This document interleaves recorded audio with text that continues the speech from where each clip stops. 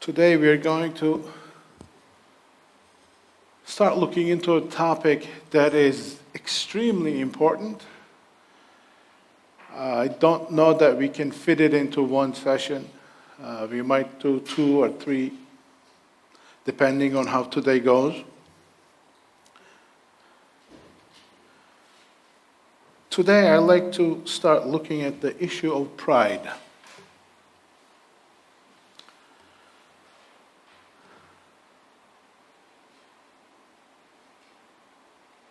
It is an incredibly sneaky sort of a sin that creeps up. Most of the time, you don't realize that you're being prideful.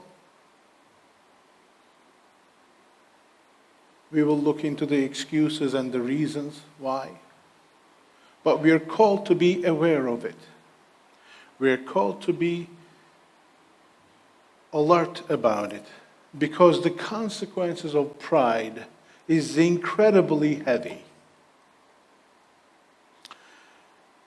Pride causes people to stumble. Pride causes families to split, churches to split, governments to get destroyed, kingdoms to crumble. Ultimately, pride causes people to go to hell. It is, it's an incredibly sneaky sin. And we're going to look at we're going to go all the way to the beginning and look at it from its origin and take it from there. And for that, I want to go to where it began in Satan. First, I want to turn to Ezekiel 28, verse 11. Now, this is the description of God creating Satan. Look in what ways he was made.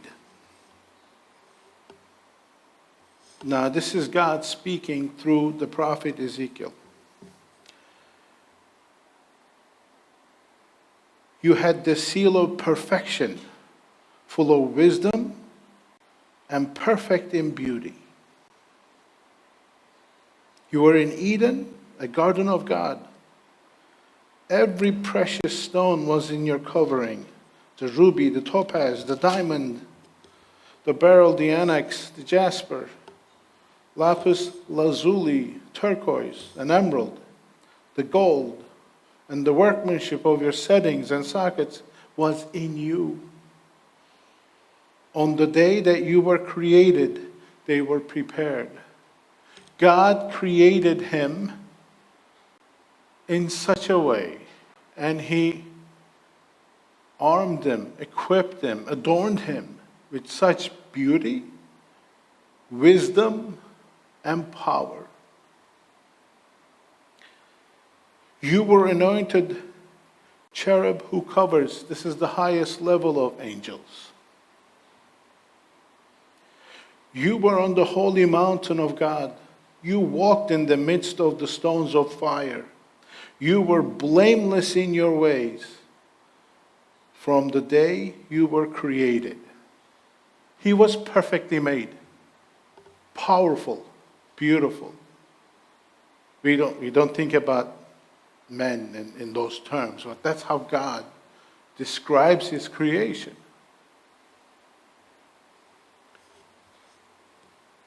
Until something happened. Unrighteousness was found in you. It changed. God, who created him so lovingly, so ornately, beautifully,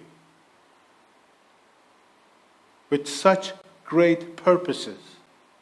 You could hear his heart in these verses, how he's sad what has happened to him. Like a parent who would be upset when they see a child going the wrong direction. You could hear his heart. Until unrighteousness was found in you, something changed in him. By the abundance of your trade, you were internally filled with violence, and you sinned. Therefore, I have cast you as profane. As much as God loved him, he still has to punish him. As much as he loved him, he still has to push him away.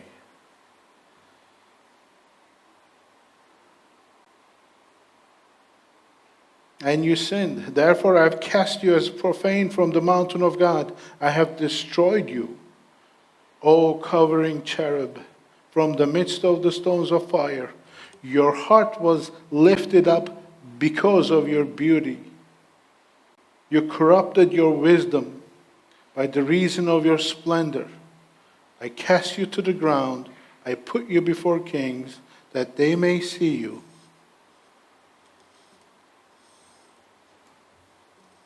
You were wise, you were brilliant, you were very smart. But it got polluted because of this thing that happened in you. You were full of yourself. That's the phrase we would say today. And Isaiah gives us a deeper understanding of the nature of his sin. For that, we're going to turn to Isaiah 14 and start from 12th verse. How you have fallen from heaven.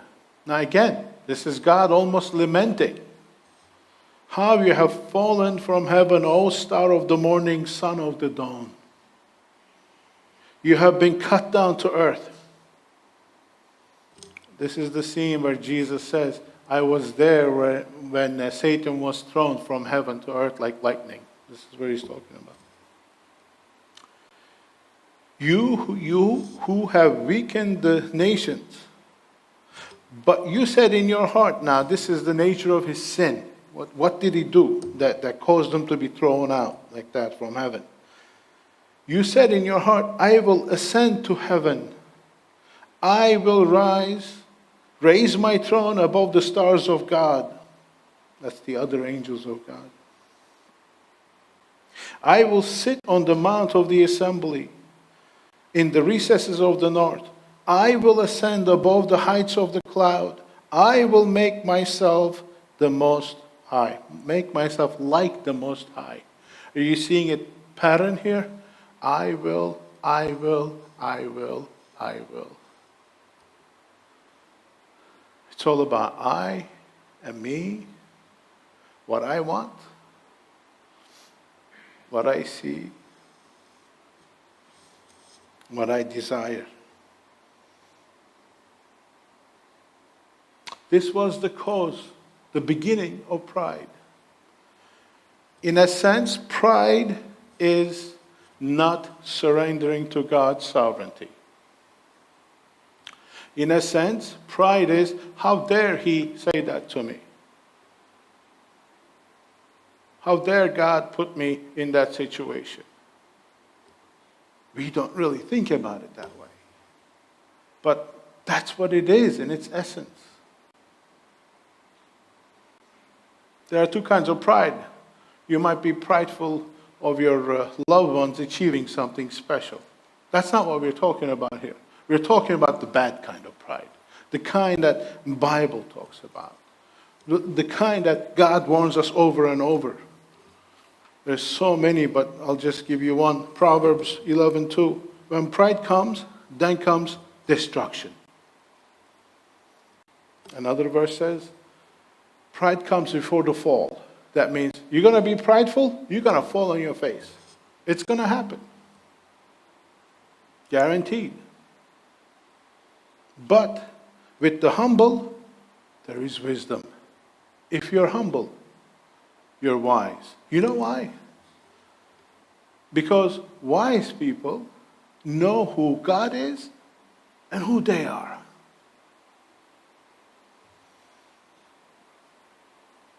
Like the classic cliche goes, I know two things in life. One, there's a God in heaven. Two, I'm not he. A lot of times when we are being prideful, we are putting, just like Satan did, ourselves above God. Did you realize that? Did you know that? And like I said, it's so sneaky. It just comes in under the radar.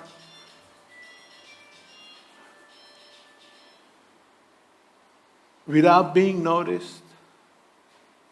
Speaking softly into your feelings, what you want to hear, what you want to see, where you want to go. Saying, yeah, that's the way you should do it. That's the way you should go.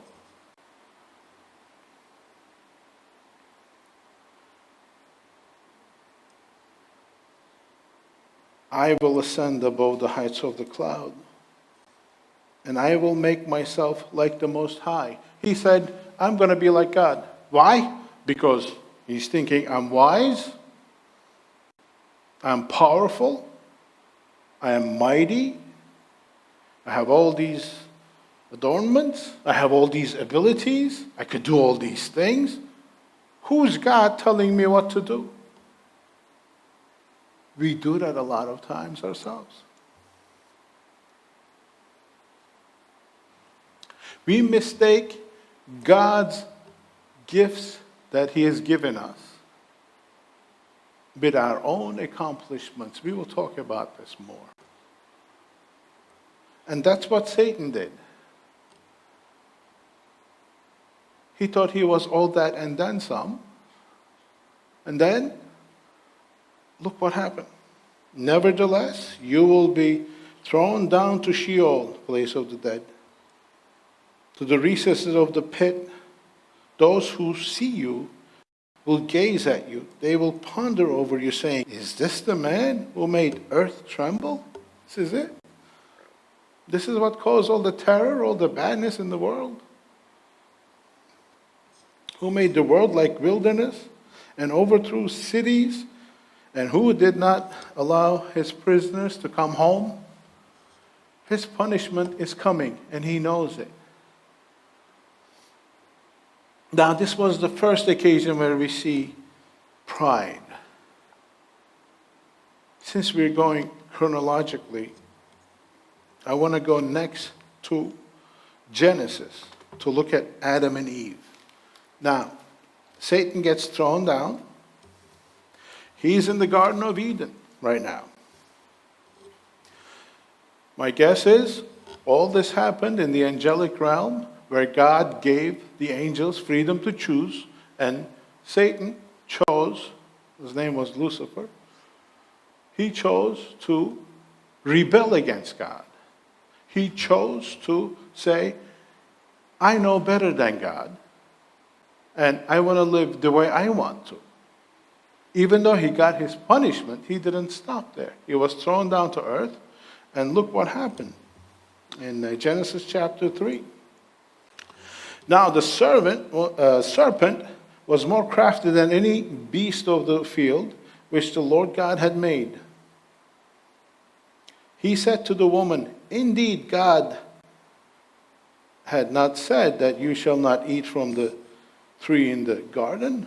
The woman said to the serpent, from the fruit of the trees of the gardens we may eat, but from the fruit of the tree which is in the middle of the garden, God said, you shall not eat from it or touch it, or you will die. The serpent said to the woman, you surely will not die. How is he approaching her? One, he's trying to get her to doubt what God said. Same in our lives. When we know what God wants us to do, there is no turning back. Don't doubt it. When you know what God has told you to do, anything can happen. People can say or do whatever they want. You will not be moved. Key, very important. So he's trying to con her by having her to doubt what God is saying. And then, you surely will not die, for God knows, now here's the trickery. For God knows that in the day that you eat of it, your eyes will be open, and you will be like God, knowing good and evil. What was his sin? He wanted to replace God, right? What is he trying to get Adam and Eve to do? Be your own God. Replace God. Do you think Satan, who was created beautifully, perfectly, lived in a sinless environment, is capable of pride? Adam and Eve, that lived in Garden of Eden, sinless, perfectly created, they were capable of pride. Do you think we are too? And then some. Everything that we're reading here, we are capable of. Everything that we will read in the next week, we are going to go through some examples. We are capable of. But unfortunately, in my own experience and my studies, observations, I see that most people do not realize it when they're being prideful. We need to talk about this so that we are aware of it.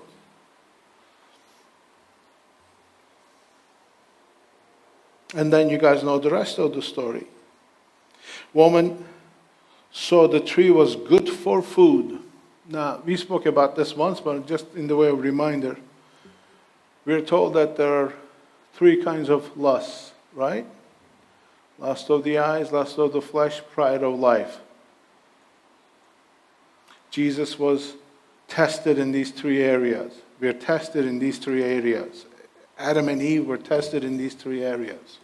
Here, woman saw, here's Satan saying, take this fruit.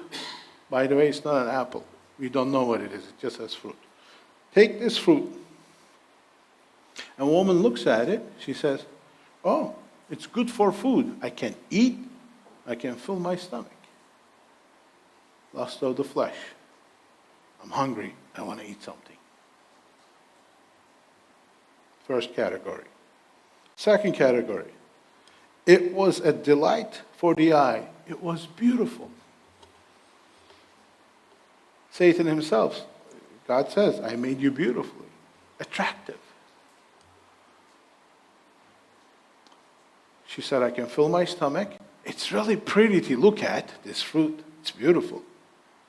Another bait, right? And then that the tree was desirable to make one wise. Wait, if I eat this, I'll be wise and smart. Pride of life. I can replace God. And even though he lied about God not saying that, he did tell the truth. So when Satan comes, he doesn't come to you with all lies. He comes with partial truths. A little truth, a little lie mixed. Because if something is glaringly obvious, you're going to say, no, I'm not buying this. But if it's a little bit of this, a little bit of that, yes, you might buy it. But that's why we're called to be awake and alert. And then she ate it, and her husband ate it, and then sin entered the world. So how did pride begin? It began in Satan, desiring to be like God. And then, tricking Adam and Eve. They should have known better. But they chose to be their own gods in their own lives. Now, before we get nasty with them and say, well, I would have never done that. Yes, you would have. And if you want proof of it, we do it every day. Think about all the ways it's difficult to submit to God. Think about all the ways it's difficult to surrender to God. Think about all the ways it's difficult to surrender to authority.